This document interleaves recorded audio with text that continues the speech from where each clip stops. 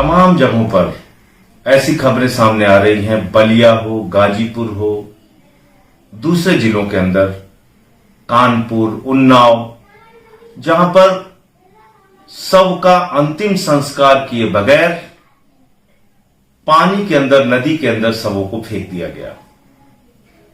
उनकी तस्वीरें आ रही हैं। चील कौवे उन शवों को नोच रहे हैं, कुत्ते उन शवों को नोच रहे हैं। उनकी ऐसी दुर्गति आपने शायद कभी सपने में, कभी कल्पना में नहीं सोची होगी, जैसा इस वक्त देखने को मिल रहा है। और ये कोई मामूली घटना नहीं है साथियों। एक खबर आज अखबारों में सामने आई है, दैनिक भास्कर की यह खबर है। 1140 किलोमीटर में गंगा के किनारे 27 जिलों का इन्होंने आकलन किया है। गंगा के किनारे 27 जिलों में नदी के घाटों पर लगभग 2000 शव पाए गए हैं, 2000 लाशें पाई गई हैं। आप कल्पना कीजिए इस घटना की भयावहता का। आप कल्पना कीजिए बदइंतजामी की भयावहता का। आप कल्पना कीजिए कि इंसान के साथ जानवरों से ज्यादा बदतर व्यवहार हो रहा है।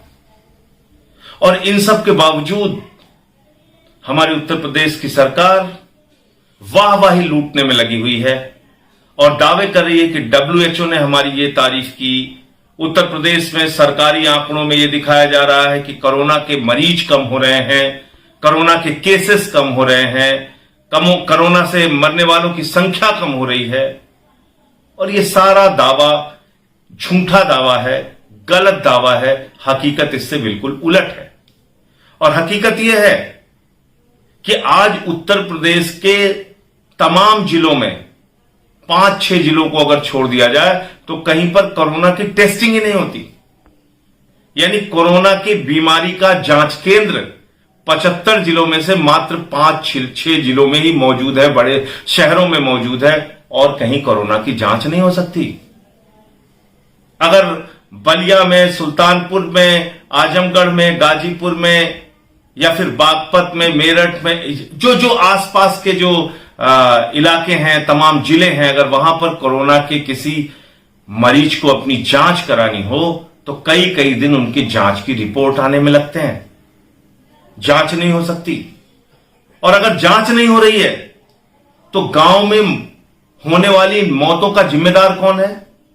गांव में होने वाली मौतों को चिकित्सीय सुविधा क्या मिल रही है? हॉस्पिटल क्या मिल रहा है? डॉक्टर क्या मिल रहे हैं? ऑक्सीजन क्या मिल रहा है? वेंटिलेटर क्या मिल रहा है? दवाएं क्या मिल रही हैं? किसको पता चलेगा? अब गाजीपुर में ये जो लाशें पाई गई हैं, इनकी जो मौतें हुई हैं, किन कारणों से हुई हैं, क्या पता इसका? उन्नाव में नदी के घाट के किनारे बालू के नीचे इन शवों को दबा दिया गया। आप शवों को बालू से ढक सकते हैं, छिपा सकते हैं, लेकिन अपनी कमियों को छिपाने से समस्या का समाधान नहीं होगा। यह उत्तर प्रदेश की सरकार को, योगी आदित्यनाथ जी को समझना चाहिए। आप कोरोना की जांच पर रोक लगा देंगे, कोरोना की रिपोर्ट कम आएगी, कोरोना के नंबर कम आएंगे, इससे कोरोना की बीमारी कम नहीं होगी, इससे मरने वालों की संख्या कम नहीं होगी, इससे उत्तर प्रदेश में कोरोना की भयावहता कम नहीं होगी, बल्कि यह लगातार और बढ़ेगी और भयानक रूप लेगी। जो मौत के आंकड़े सरकार दिखा रही है और जो मौत के आंकड़े वास्तव में हैं, यह मेरठ की रिपोर्ट है। 25 तारीख को सरकारी आंकड़ों में 7 मृत्यु दिखाई गई कोरोना से, जबकि शमशान पर जो कोरोना के से मरने वाले, कोरोना से जिन लोगों की मृत्यु होती है, उनके लिए जो शमशान बनाया जाता है, उस शमशान पे 25 लाशें जलाई गई। 26 तारीख को 2 मौतों का आंकड़ा दिखाया गया, 33 शमशान पर शव जलाए गए। 27 को 4 दिखाया गया सरकारी आंकड़ा और 18 शव जलाए गए। 28 को 3 दिखाया गया, 16 शव जलाए गए। 29 को 5 दिखाया गया और 25 शव जलाए गए। 30 को 5 दिखाया गया और 19 जलाए गए। 1 तारीख को 3 दिखाया गया और 27 जलाए गए, 2 तारीख को 7 दिखाया गया और 27 जलाए गए।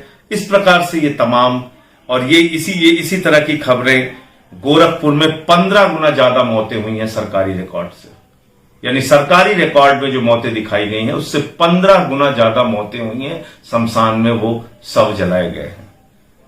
लखनऊ में 10 गुना ज्यादा, यानी सरकारी आंकड़ों में जो मौतें दिखाई गई हैं उससे 10 गुना ज्यादा मौतें हुई हैं। 1500 लोगों की 10 दिन में 1500 लोगों के शव जलाए गए। कानपुर में 5 गुना ज्यादा, सरकारी आंकड़े जो दिखाए गए उससे 5 गुना ज्यादा शव जलाए गए।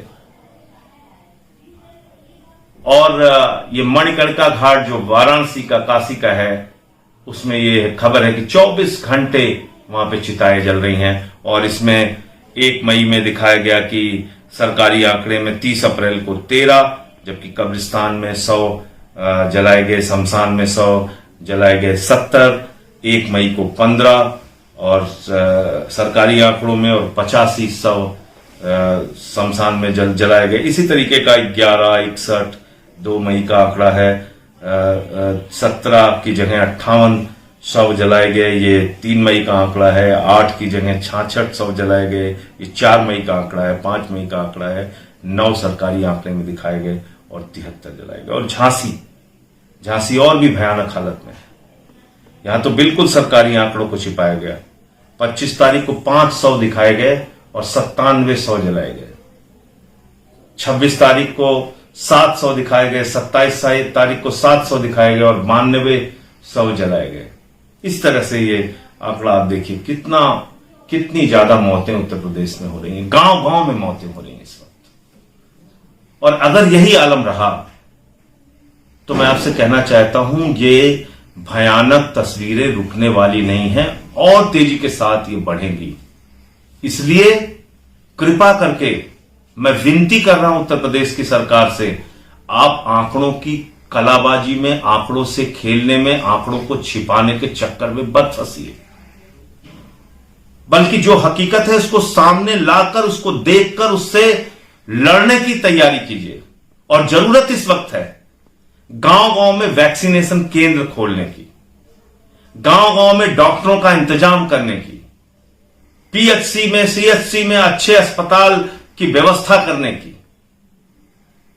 सरकारी अस्पतालों में जिले के अंदर हर जिले में कोरोना के जांच केंद्र बनाने की। आज इस वक्त जरूरत है उत्तर प्रदेश में वैक्सीनेशन के जरिए सबको सुरक्षा देने की। आज तो आपके पास वैक्सीन नहीं है, वैक्सीन के केंद्र बंद पड़े हुए हैं। वैक्सीन कैसे लगेगी लोगों को? आपने ऑनलाइन सिस्टम कर दिया है। एक गरीब आदमी, आप मुझे बताइए कैसे वो ऑनलाइन अपना नाम दर्ज कराएगा, कैसे उसको वैक्सीन लग पाएगी? तो ये वैक्सीनेशन के लिए जितने नियम आपने बना दिए, ये तो एक सामान्य आदमी, गांव का आदमी उत्तर प्रदेश में फॉलो कर ही नहीं सकता। इसको वो कैसे पालन करेगा और कैसे उसको वैक्सीन लगेगी? इसके बारे में तत्काल कोई कदम उठाने की जरूरत है। जिलों में ऑक्सीजन का इंतजाम हो, बेड का इंतजाम हो, वेंटिलेटर का इंतजाम हो, तो ये मौतें रुक सकती हैं। तो आपको नदी के घाट के किनारे ये मरने वाले लोगों के दृश्य, उनकी शव, ये जो दिख रहे हैं, ये तस्वीरें तब रुक सकती हैं। जिन लोगों को इस कोरोना की महामारी में अपनी जान गंवानी पड़ रही है, कम से कम उनको अंतिम संस्कार की तो व्यवस्था हो जाए।